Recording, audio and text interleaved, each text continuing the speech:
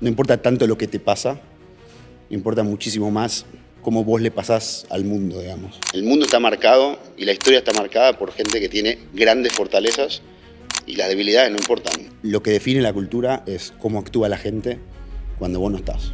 Ya estar vivo ya es un gran éxito. Ale Resnick es CEO y cofundador de Belong, una plataforma tecnológica enfocada en transformar el mercado de alquileres de largo plazo en Estados Unidos. Fundada en 2019 en Silicon Valley, la compañía ha recaudado $112 millones y hoy opera en 18 estados, con miles de propiedades y un fuerte foco en inteligencia artificial, producto y experiencia de usuario. Previamente, trabajó en Andreessen Horowitz, uno de los fondos más reconocidos de Silicon Valley. También fundó Bipi, una plataforma de compra-venta de autos usados que superó los $100 millones en ventas, liderando equipos de más de 300 personas. Antes de eso, creó Global Vitamins, empresa que desarrolló hasta su venta en 2010. Es ingeniero industrial de ITBA y cuenta con un MBA del MIT. Vive en Miami junto a su familia. Hola Ale, ¿cómo va? Hola Andy. ¿Todo bien? Excelente. Bueno, gracias primero por estar acá. Es un gran gusto. Me alegro, para mí también. Así que un placer. Un poco como te adelanté, tenemos un propósito muy grande desde Talenters, nos conoces, de potenciar liderazgo y cómo conectando talento. Entonces, generamos este espacio para también potenciar e inspirar a más y mejores líderes desde lo que no se ve. O sea, no quiero hablar de tus éxitos, no quiero hablar de Belong, no quiero hablar de los negocios, quiero hablar del líder que hay atrás de todo esto y meterme de lleno en tu mentalidad y en la parte humana que recorrió ese camino. Dale. Así que vamos con todo, Dale. ¿ok? Dale. Tengo que ir a la raíz y ahí voy a ir muy cortito, ¿no? Pero me interesa entender qué es lo que forjó esa mentalidad tan emprendedora, porque claramente, está mal dicho, sos un emprendedor serial, o sea, nunca dejaste de emprender. ¿De dónde viene? ¿Cuánto fue parte de tu crianza? Y un poco me interesa esa raíz, por decirlo de alguna manera. Lo primero es que el título emprendedor serial a mí siempre me hace ruido.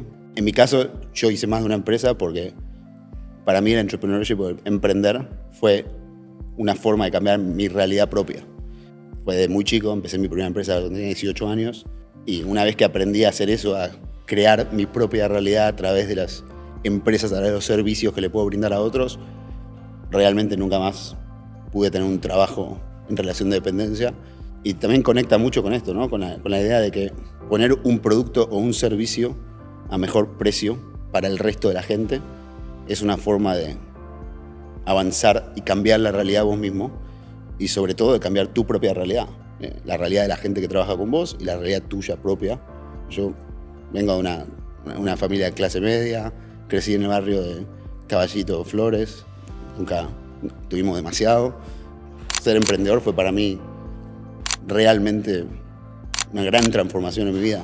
Yo hice lo que hice desde chico por necesidad y después lo fui disfrutando enormemente a través del feedback de la gente a la cual le brindamos los servicios que hacemos. Sé que la historia de tu padre, ¿no? Sé que saliste, creo que del colegio fue, y tu padre falleció enseguida. ¿Fue el colegio o de la facultad? Yo tenía 18 años. ¿Cuánto te marcó eso? Y si hoy lo tendríamos acá, ¿qué es lo que diría de Ale? O sea, ¿qué es lo que sentiría por Ale? Me imagino que un orgullo enorme, pero más allá del orgullo, ¿qué crees que se le prendería? Creo que estaría muy contento con lo que hicimos. Creo que mis padres fueron buenos padres, hicieron lo que pudieron. No importa tanto lo que te pasa, importa muchísimo más cómo vos le pasás al mundo, digamos. No ser un actor pasivo, sino que transformar la realidad a través de la colaboración con la realidad y a través de las ideas que uno tiene. Creo que eso sí fue una diferencia grande con todo el linaje de mi familia, porque por ahí sí tenían una visión más fija de la realidad. Okay. Y que cambió realmente a partir mío y que se lo transmito a mis hijos. Sé que el caso de Bipi no fue un caso de exitoso, pero aún así vos sé que no lo sentís como un fracaso. No. Entonces me interesa entender y meterme muy de lleno por qué no lo viviste como un fracaso y qué es el éxito para vos, ¿no? Para mí el fracaso, lo único que es fracasar es la permanencia del desaparecer, digamos. Hasta el momento de la muerte, todos los fracasos son temporales y todas las circunstancias pueden cambiar y está todo adentro de la mente y las acciones que uno hace a través de las ideas que tiene. Eso número uno. Por otra parte, yo había tenido 2 emprendimientos sin financiamiento externo, lo que se llama bootstrap, que habían sido relativamente exitosos. Entonces tampoco me afectó el ego demasiado no tener el éxito exacto que habíamos sign up con nuestros inversores en VIP. Fue un ride increíble, llegamos a 200 millones de facturación en 4 años. Aprendí enormemente cómo escalar una empresa de forma rápida. De ninguna manera yo considero eso un fracaso. Para mí el fracaso es dejar de intentar. Inmediatamente nos pusimos a hacer Belong, creo que ni 30 días me tomé. Hay que tener ese motor, ¿no? O sea, ¿qué es lo que te enciende para poder seguir enseguida, levantarte y seguir de vuelta, ¿viste? O sea, más allá de que la realidad es moldeable y toda tu teoría, pero hay que tener como ese espíritu. Me cuesta mucho no hacer. Soy una persona que no puede estar quieta. Me cuesta enormemente no hacer y estar solamente en el pensamiento. Tuve la suerte de poder hacer mi maestría en el MIT, que tiene una filosofía que se llama mente y manos, mens et manus, lo cual significa que todo lo que está en la mente, si no se aplica al mundo real a través de las manos y la acción, básicamente no tiene el impacto que debería tener. No es que yo quiero ser de esta manera en particular. A mí no puedo realmente no hacer. Me cuesta muchísimo estar parado pensando. A veces lo hago, lo tengo que hacer, me lo esfuerzo, pero soy una persona de acción. ¿Cómo se traduce esta mentalidad que tenés en la cultura hoy de Belong y sobre todo a la hora de elegir tu gente? O sea, ¿qué es lo que mirás, no? Porque hay un pasa no pasa muy rápido, seguro, con esta mirada que tenés. Sí, es cierto. Hay 2 cosas muy importantes cuando pienso en armar equipos. Lo primero es, no quiero gente que sea promedio en todas sus habilidades, sino que acepto profundamente gente que tenga debilidades grandes si tiene grandes fortalezas. Para mí lo más importante es el pico de la fortaleza y no el valle de la debilidad. Eso para mí es lo más importante. Y después, al elegir los equipos, concentrarse en que el equipo sea lo que se llama en inglés well-rounded, que tenga todas las características que se necesitan para poder ejecutar la misión, pero no que cada persona tenga todas las características, y no me enfoco tampoco en las debilidades de las personas. Me enfoco en sus fortalezas y en cómo hacer que sus fortalezas sean más fuertes. Porque cada minuto que uno pone en desarrollar la debilidad es un minuto que no se enfoca en profundizar la fortaleza. El mundo está marcado y la historia está marcada por gente que tiene grandes fortalezas y las debilidades no importan, no tiene grande importancia. Y también pienso así sobre mí, no me enfoco en las debilidades. Le das con todo a realmente superar tus fortalezas, a llevarlas al máximo. El pico de la fortaleza tiene que ser lo más alto posible. AI. ¿Cómo evaluás eso a la hora de elegir tu gente, esta mentalidad AI, y cómo esto lo estás traduciendo en tu cultura? O sea, de vuelta, estás muy metido en el tema y qué te implica a vos liderar en este contexto, ¿no? Excelente. Ese es un tema que me encanta. La inteligencia artificial, para una persona como yo, es realmente como un anillo al dedo. O sea, construía programas de computadora cuando tenía 6 años a mano que me den una inteligencia artificial que es como abrir la canilla del baño y que salga inteligencia. Para mí eso es algo que nunca me lo podría imaginar. Partiendo de la base de cómo me siento que este es el gran momento para todos los constructores, donde realmente vas a tener gran apalancamiento. Hasta ahora el avance de los constructores estaba limitado por los recursos.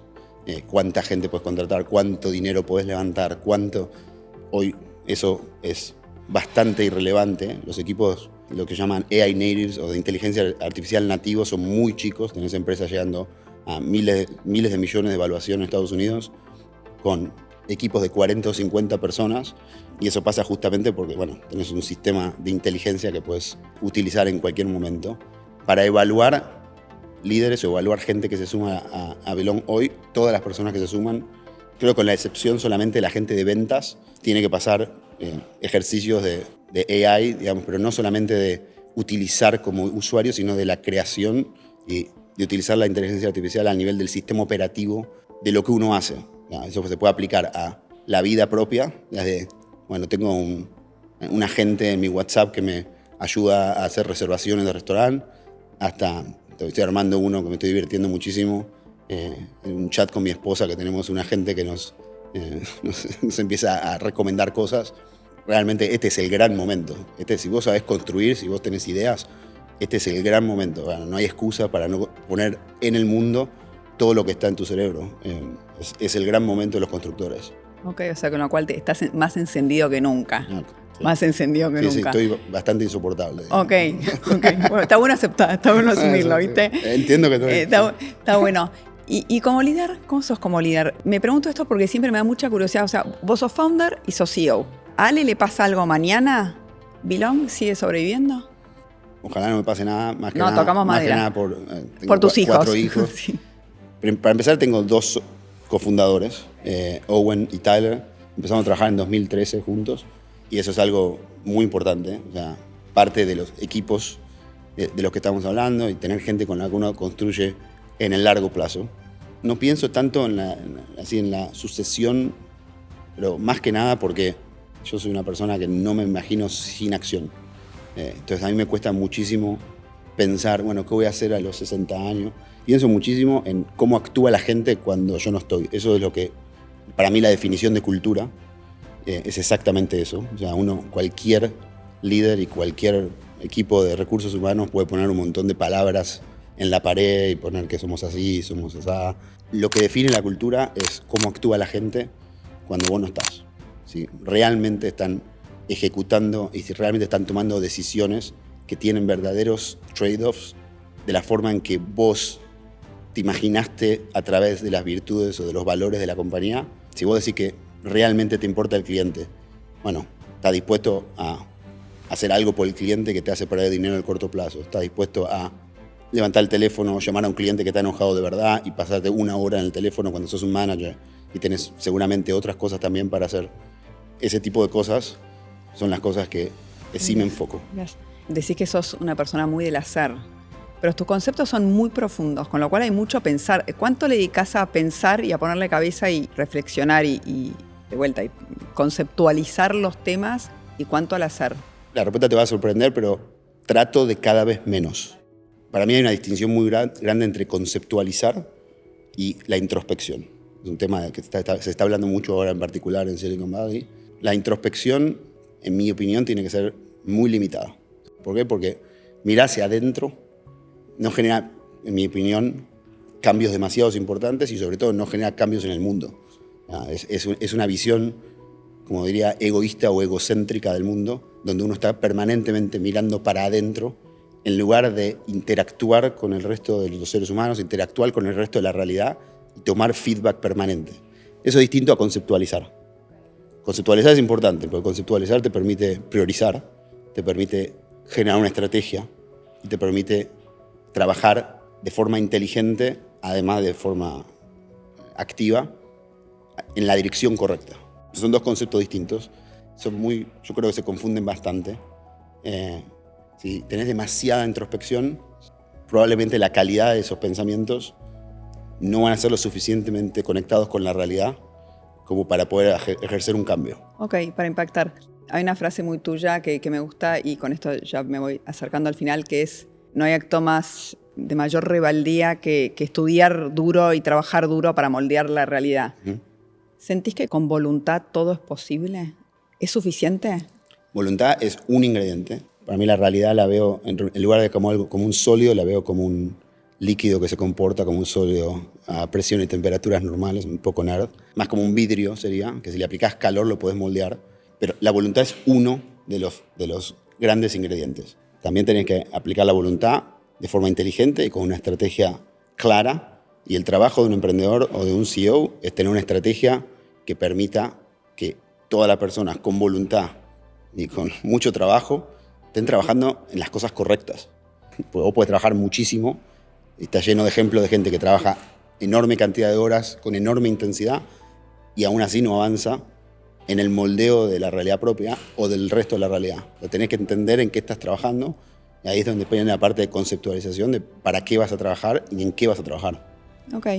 Ale, ¿qué huella te gustaría dejar o abrir? Porque tampoco es dejar y también abrir.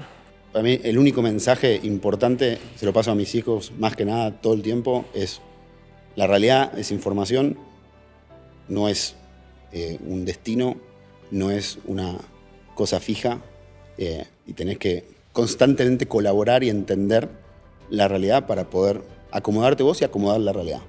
Esa es la gran marca de mi carrera Y a mí me da muchísima energía, porque cuando uno pierde la energía es cuando uno piensa que ya no puede afectar las cosas como pasan. No hay ninguna derrota permanente mientras uno está vivo. O sea, no existe eso. O sea, todo, ya estar vivo ya es un gran éxito, digamos. Ahí hablaste de éxito, me gustó. A ver, para cerrar, te voy a hacer como un ping-pong ejecutivo. Te voy a poner primero el sombrero de Hiring Manager, de CEO, como Headhunter, que me interesa algunas respuestas tuyas. 2 atributos que mirás a la hora de evaluar sucesión. Si tuviera que pensar en sucesión, pensaría en cultura. Realmente esa persona vive la cultura de la compañía. Y agencia, agency, puede make things happen. Una pregunta muy única tuya en una entrevista. ¿Tenés alguna pregunta, viste, esta no la dejas de hacer? Para evaluar la agencia, pregunto, contame el momento de tu vida en el que hiciste algo al máximo de tu capacidad y en detalle. ¿Dónde sentís que AI no nos va a reemplazar? Todo lo que es inherentemente humano, sobre todo arte y otras disciplinas donde el ser humano puede aportar una visión única. Y por otra parte, lo vuelvo a tocar, en la agencia, la organización de los recursos existentes para conseguir un resultado o construir algo. Creo que la inteligencia artificial no va a reemplazar eso. Últimas 3. ¿Qué le criticás al argentino? O sea, necesitamos argentinos que piensen más globalmente y tenemos muchos atributos muy positivos. ¿Qué sentís que le falta al argentino? Yo amo Argentina. Para mí, tenemos una operación en Argentina, talento argentino. Me es muy difícil criticar a Argentina, sobre todo hace 14, 15 años que vivo fuera del país. Voy muy seguido, tengo mi familia en Argentina y no sé si tengo algo para criticar en particular. Lo que sí es muy importante es abrazar, digamos, las ideas del capitalismo, abrazar las ideas de construir, darnos cuenta, creo que está en ese camino en Argentina, pero sobre todo que penetre más la idea de que el trabajo es como uno consigue hacer las cosas. Eso para mí es lo más importante de una cultura. Últimas 3, 4, sombrero de Ale persona. ¿Qué es lo que te recarga la energía cuando ya sentís que no das más? Es muy simple. Pasar tiempo con mi familia me recarga la energía. Simple. Sos un tipo que vive 24/7. O sea, ¿cuál es el mayor trade-off que haces? Porque todo no se puede, la agenda para todo no da. Hago muchos trade-offs. De hecho, me concentro en muy pocas cosas, que es lo que estoy haciendo y mi familia, y el resto sufre bastante. Lo cortás. Sí. Y Okay. la salud, digamos, entreno, hago las cosas que tengo que hacer para estar bien de salud.